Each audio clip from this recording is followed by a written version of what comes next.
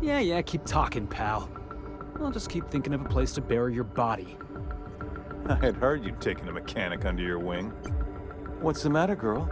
Couldn't find actual employment? The captain's treated me right. Better than any of you bored folk ever have. I'm exactly where I want to be. When you go off and get yourself shot, try to avoid taking one to the face. I'll want it recognizable to show to my citizens.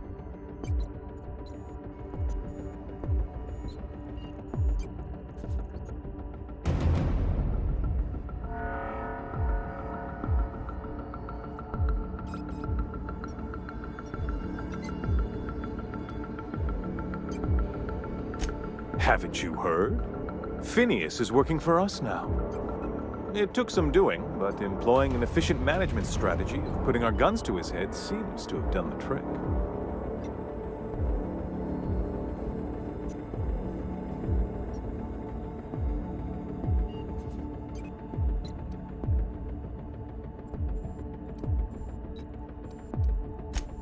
Yes, he is an extraordinarily obstinate fellow, isn't he? Fine, he isn't working for us per se. Semantics, he'll come around. But that's between us. As far as my adoring citizens will know, we've turned a dangerous crackpot into a working-class man. It's a miracle.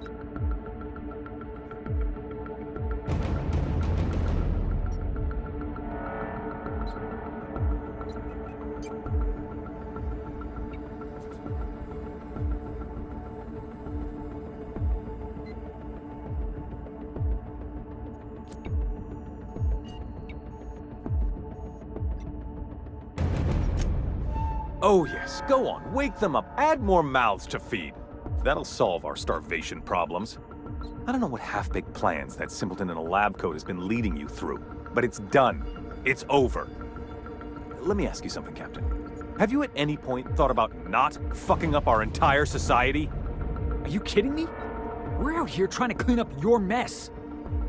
I'm making actual progress towards stabilization and recovery. You're just getting in the way.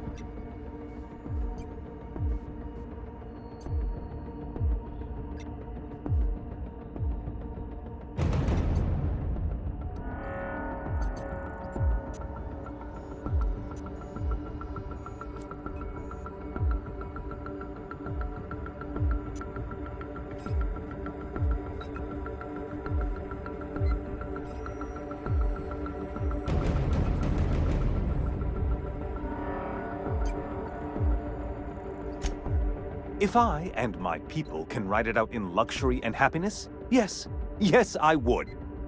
I don't know if you've noticed, Captain, but Halcyon's pretty much a lost cause.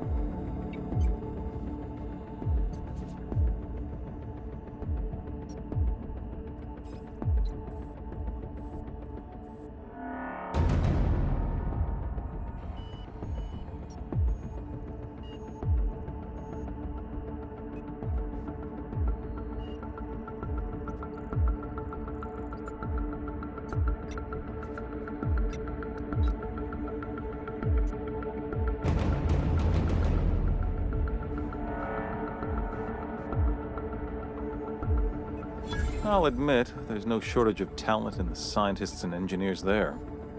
Look, I'm not an unreasonable man. If you manage to storm the castle, as it were, and make it out of here with Phineas alive, I can't exactly afford more havoc than you've already caused. Fine.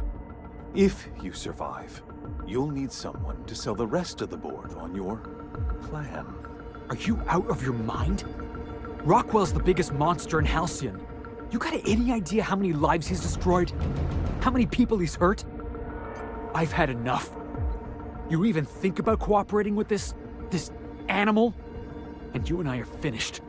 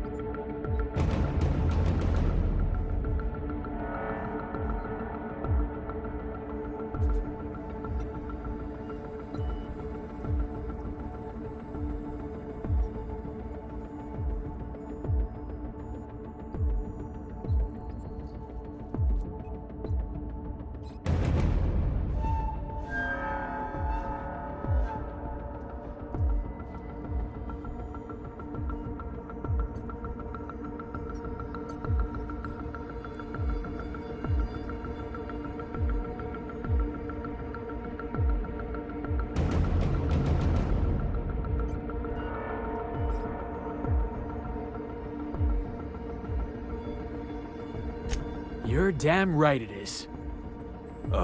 If you're gonna place more faith on this brat than the chairman of the fucking colony, then there's no hope for you. Go get yourself killed.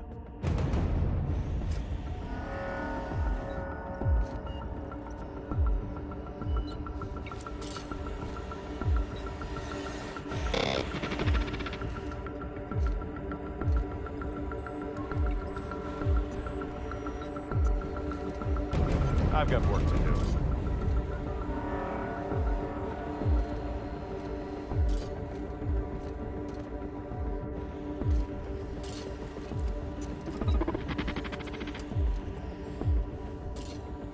Yeah, boss?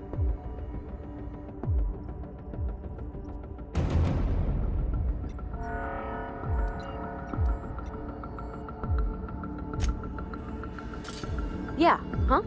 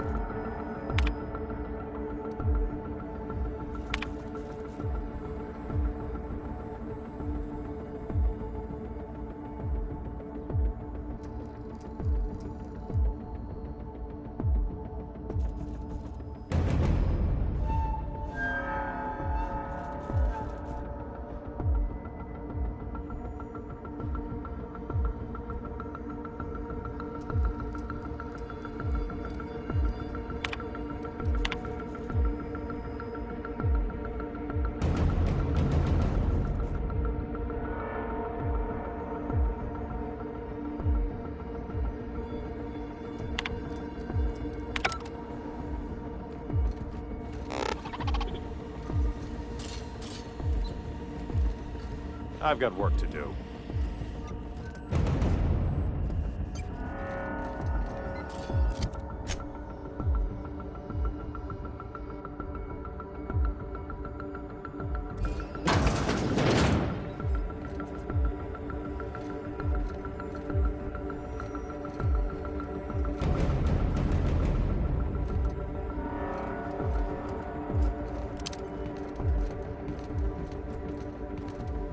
Welcome to the Iconoclast, asshole.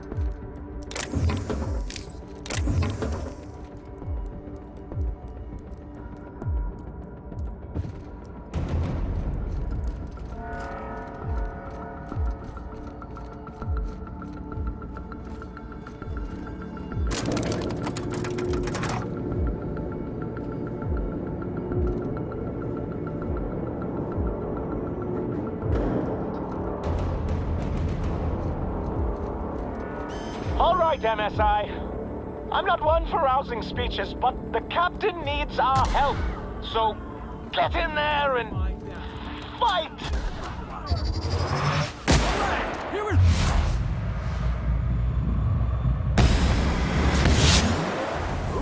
That had to hurt.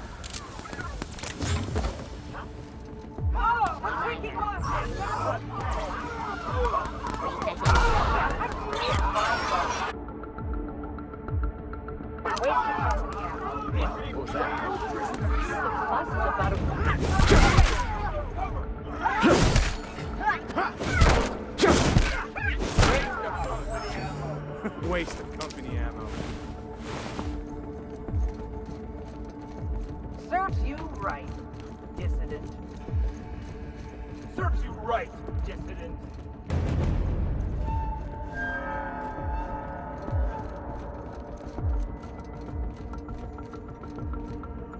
MSI won't let you down!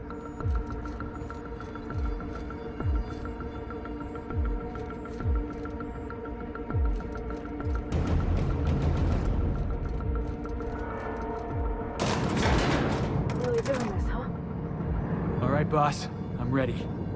Let's do this.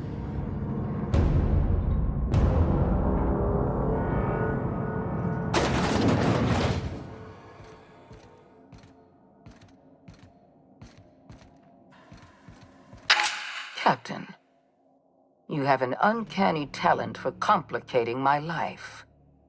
You've disrupted the balance of power. You've upset the natural order of things. You've introduced uncertainty, and there is nothing I despise more than uncertainty.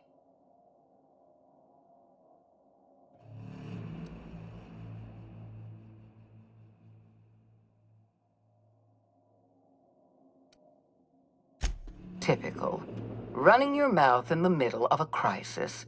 It's almost as if you delighted chaos. I should have dealt with you a long time ago. You were always too dangerous to leave unchecked.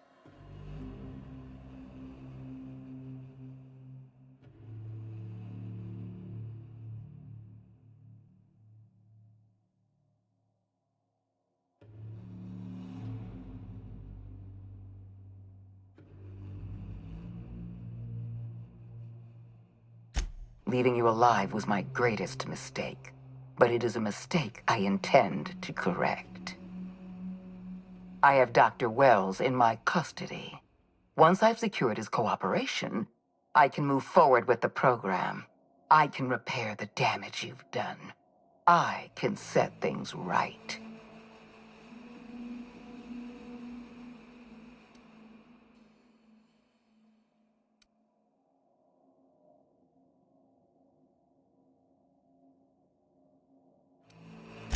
In that we are in agreement.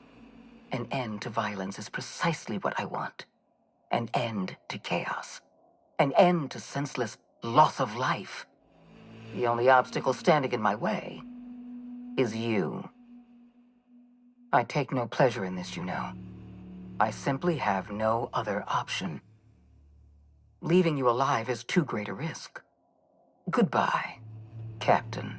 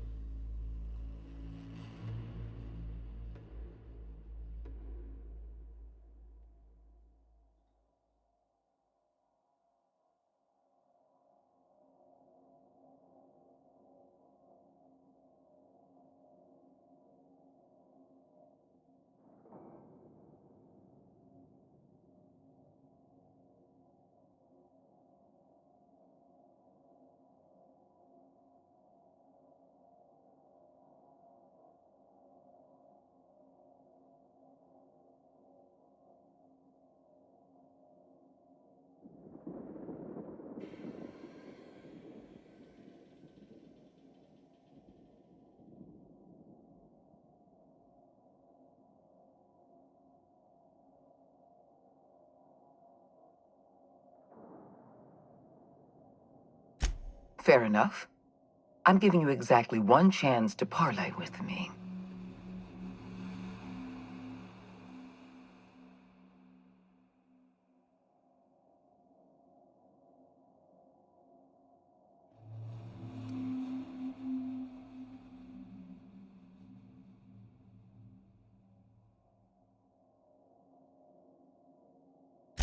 Yes, I'm quite aware of your brazen act of corporate vandalism. By the way, those test subjects you killed, they died in agony. My scientists assure me they can recover the data you've destroyed. You've succeeded in temporarily delaying our research. Nothing more.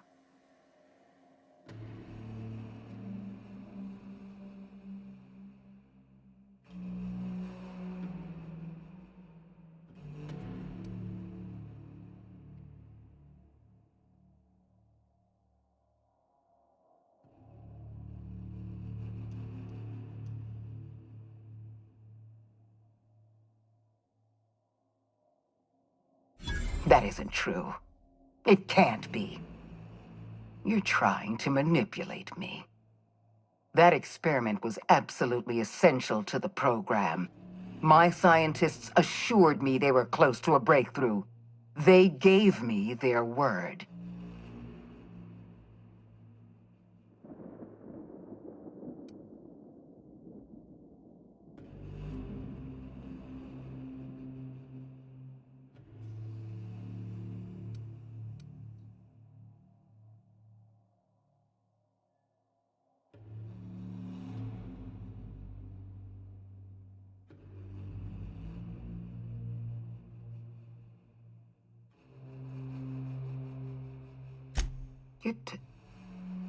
You're telling the truth, aren't you? My scientists have been chasing their tails for years and calling it progress. We're going to have to start all over again. All that research, all those experiments, you've set us back decades. You were always an unknown variable. I tried to recruit you, but you threw your lot in with that madman, Phineas Wells. This prison is equipped with an automechanical warden. I've had it programmed to eliminate you on sight and rinse your remains down a drain. And don't worry, I will inform Dr. Wells that you died heroically or something.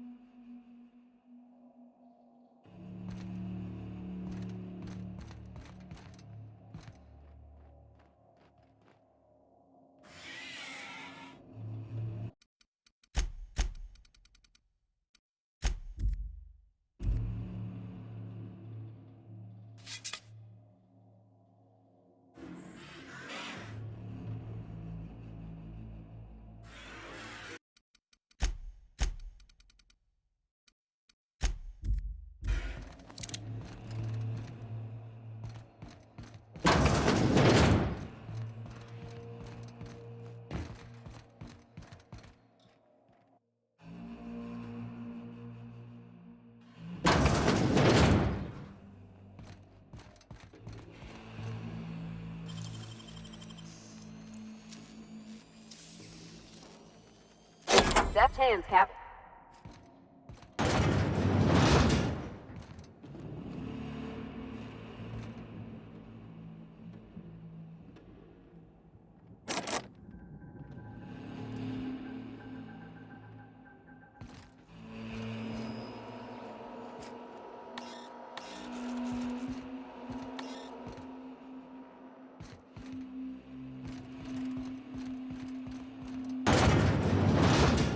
System beginning.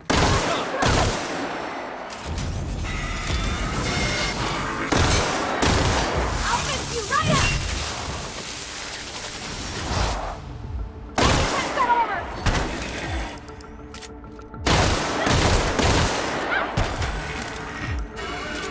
Here I come!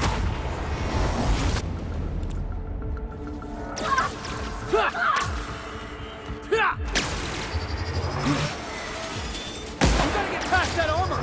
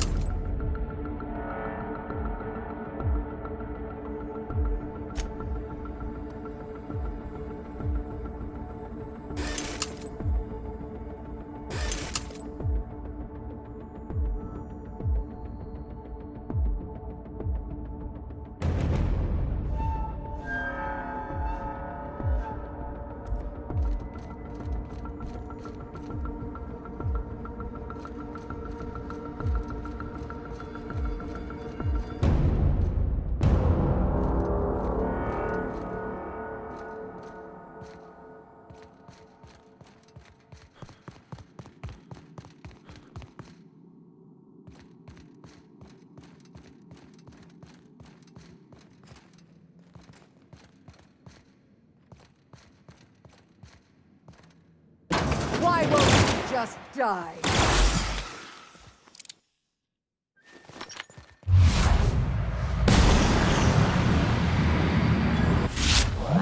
That's what you get.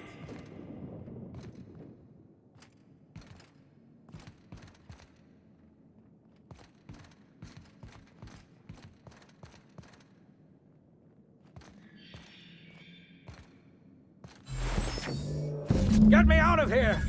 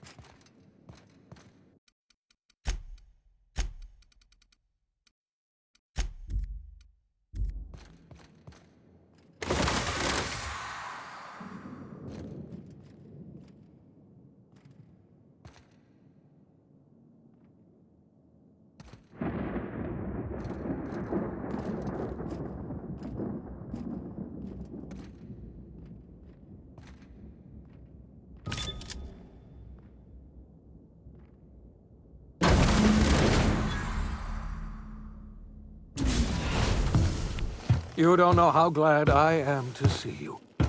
You did the right thing. Akande was a monster. Her death was much deserved, and long overdue.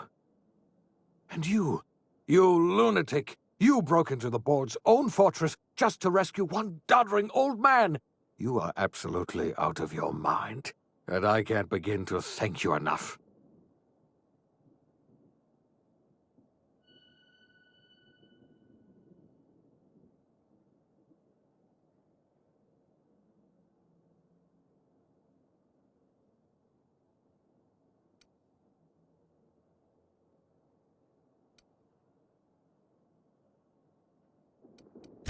I'm all right, thanks to you. Akande wanted my cooperation. I'm quite sure she would have beaten it out of me if you hadn't arrived. You've broken the board's stranglehold on this colony, and you saved my life. But there's still so much we have yet to accomplish. You and I are going to have to work harder than ever to save Halcyon. I'm afraid the situation is far worse than any of us ever anticipated.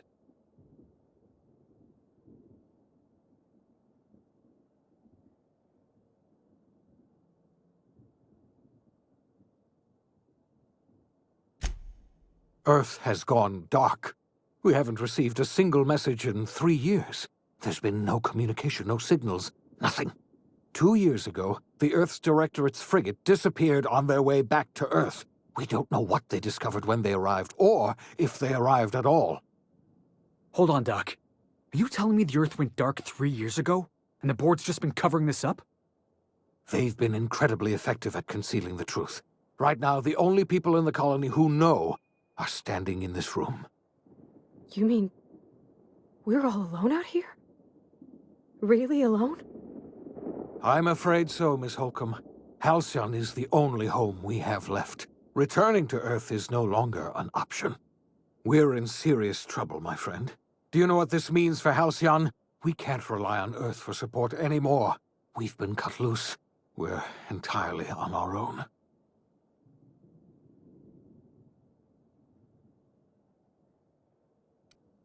Yes, certainly. I'll help however I can. I don't know what happened, but something must have gone horribly wrong. I don't know why Earth's gone silent. I don't even know if Earth exists anymore. We have no connection back to Earth, and return is likely impossible. We're completely alone out here. I heard it from Akande herself. She tried to pressure me into joining her side, you see. Tried to make me realize that all hope is lost, and that we are alone. She was half right. We are alone, and we're going to have to fend for ourselves, because there's no telling what's happened to Earth. You might have heard of the Earth Directorate's frigate. Half the colony's entire military was on that ship. They were returning to Earth when they vanished without a trace. That was 2 years ago. We haven't heard a word from them since. Whatever happened to Earth likely happened to them.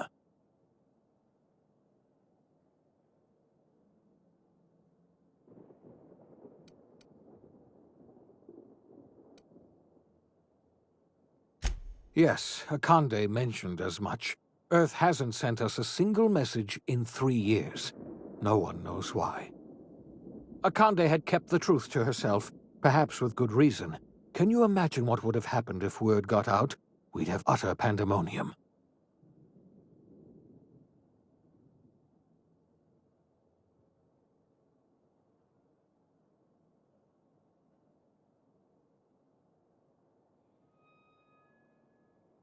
Yes, you were the one who reactivated that relay station, weren't you? Any message from Earth would have arrived unencrypted. It's been 3 years since our last message. The board tried using drones to contact Earth. Every one of those drones sent back the same encrypted message. Earth is completely silent.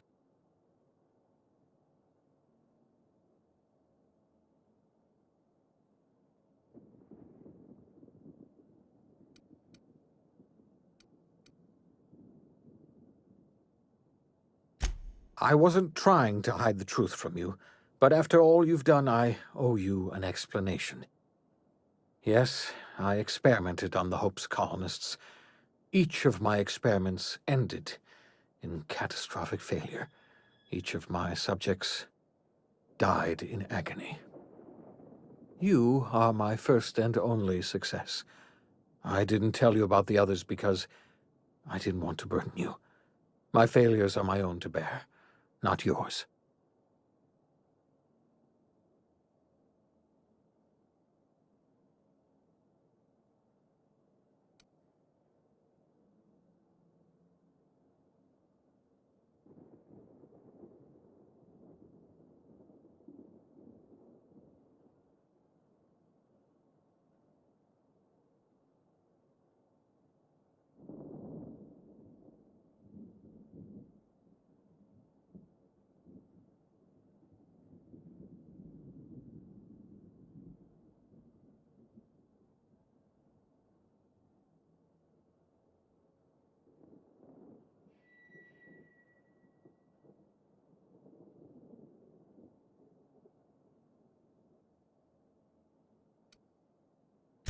Thank you. Perhaps in time I'll learn to forgive myself. My apologies. I need to get a hold of myself. We've far more pressing issues to worry about right now. If you have any more questions, ask me. I'll answer as best I can.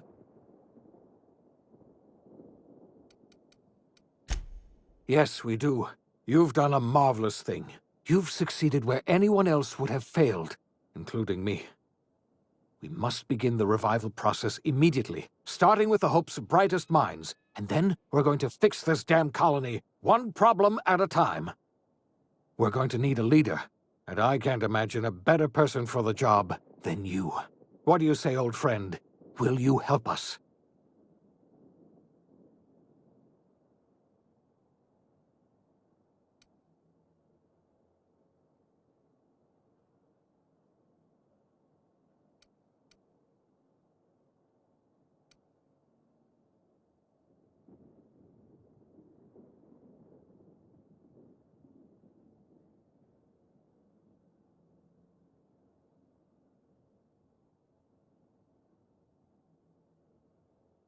When I revived you, I thought you were going to help me save this colony.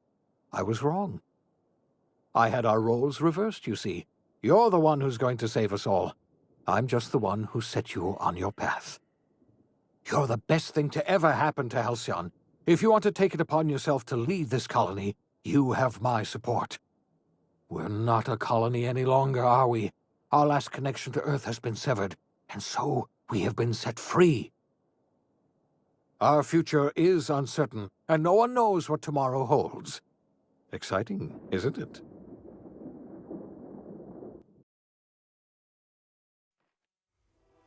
The OSI teaches that everything in the universe happens according to the grand plan. But the stranger that arrived in Halcyon was an unplanned variable. From the moment he landed in Emerald Vale, his actions altered the course of history. The events on Tartarus brought about the end of the board's authority. But the board's mistakes would haunt the colony for decades to come. The damage they left behind would require the work of a generation to repair. Dr. Phineas Wells began reviving a handful of the Hope's colonists. Engineers, scientists, technicians, and intellectuals. They were among the brightest minds the Earth had ever sent out into the stars. The Hope scientists and engineers woke up in a colony descending headlong into total collapse. With no way to return to Earth, they had no choice but to band together and devote themselves to the cause of saving Halcyon. The people of Halcyon were nothing if not hardy. In the absence of the board's authority, many of the colony's settlements banded together with a single purpose in mind: survival. Life was especially hard in the years to come. Some towns dissolved by attrition and starvation, but most of them found a way to carry on. In the years to come, Halcyon was forced to reckon with its newfound freedom. The board was gone, and for better or worse, the colony was responsible for its own destiny. Between MSI's worker-centric policies and the iconoclast's manpower, Sanjar and Zora were able to rally many of the Terra 2 townships to their cause. MSI's workforce swelled, and the iconoclasts enjoyed a significant surge in their ranks. The board was too distracted by infighting and internal politics to stop MSI from becoming a powerful corporation and a refuge for townships that might have fallen through the cracks. Consumed by paranoia, Lilia Hagen took Sublight Salvage in a controversial direction, openly accusing board officials of an extraterrestrial conspiracy. One day, an accident at the Groundbreaker's docking bay silenced her forever. Time would tell if her replacement could keep the Sublight family together. Adelaide McDevitt replaced Reed Thompson as the leader of Edgewater. She and her followers transformed Edgewater in their image. Anyone loyal to Reed was pressured into leaving town, and those who stayed behind adapted to her way of life. Adelaide transformed the old cannery into a new garden. The nearby Edgewater Cemetery provided a convenient source of fertilizer. As for Reed Thompson, it was said that he lasted exactly 2 days outside the walls of Edgewater. Years later, a marauder was found in possession of his hat. Under the leadership of Junlei Tennyson, the Groundbreaker held firm against corporate influence. The ship's mechanical stability gave Junlei the time to educate a promising generation of engineers schooled in her family's traditions. The future of the Groundbreaker looks promising. The rediscovery of the Hope and the abandonment of the lifetime employment program forced Byzantium to come to terms with some uncomfortable realities about the state of Halcyon. While Byzantines were reluctant to surrender the luxuries they'd grown accustomed to, the board's diminished authority gave them little choice in the matter. Nearly everyone had to learn to make do with less. Some even had to get jobs. It was a dark time indeed. Your influence shifted Ellie's perspective. She finally admitted, albeit grudgingly, that she just might need other people. Sometimes. With a steady income from the life insurance payouts, she was finally able to afford a ship of her own. She hired a small crew and flew supply missions to communities on the fringe. Some of them were even legal. Life in Halcyon was sobering for Felix Millstone. The grand revolution he dreamed of never came. There was no great awakening for the colony, no celebrations in the streets. There was only the hard, desperate work of trying to repair a broken colony. Felix never had a head for numbers, but if there was labor to be done, he was there to help. Eventually, Felix realized that the work of a revolution was done with 2 hands. As much as he enjoyed his adventures aboard the Unreliable, the vicar, known as Max, eventually decided that it was time to move on, to live out the life he had sought so long to create. He knew there were many in the colony who carried burdens much worse than the ones he had struggled with, and he devoted himself to easing their suffering wherever he could. He only ever took up arms again to defend the defenseless. Unshackled from a lifetime of striving and fighting the universe and himself, Vicar Maximilian de Soto was finally at peace. Once the matter with the Hope colonists was resolved, Junlei bashfully asked Parvati if she'd like to join her permanently on the Groundbreaker, and Parvati enthusiastically, if somewhat awkwardly, agreed. The stories of her adventures spread across the colony, and Parvati soon found herself the center of attention. Having served as the engineer of a renowned spacecraft, tramp freighters and wildcat miners sought her out by name, and in no time, she was a fixture in the Groundbreaker's mechanical ecosystem. She and Junlei were never far apart. Nyoka returned to Monarch to take another crack at making a permanent life for herself. She formed the Charon Group, a mercenary outfit of ragtag survivalists and wilderness experts. Anyone in need of a guide, or just looking to throw back a beer and swap stories, could find her camping on the trail or clearing an infestation. The SAM unit that accompanied you spread awareness of the product line's superior sanitation and maintenance capabilities across what was left of the colony. This led to a boost in SAM unit sales. Did you know that SAM units are the longest-lasting, toughest-acting cleaning solution in Halcyon? Minister Clark was released from house arrest, and his contact with you gave him a sense of renewed purpose and vigor. Once it became clear that no help would be coming from Earth, he threw his considerable efforts and talents into helping Halcyon manage the crisis before it.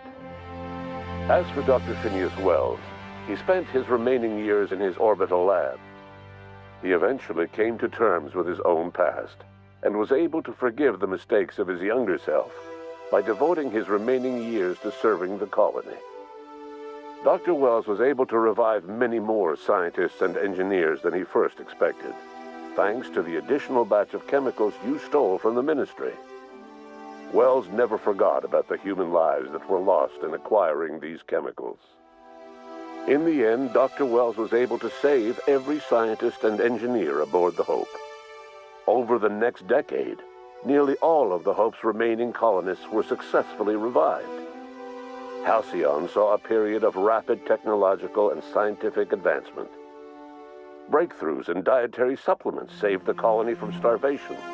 Geoengineering projects and social reforms began to change the structure and character of the colony. Dr. Wells laid the groundwork for the project to save the colony, but he would never live to see the fruits of his labor. He passed away a few years later.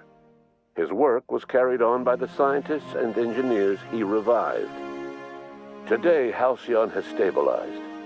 The people of the colony work hard to adapt to the new circumstances.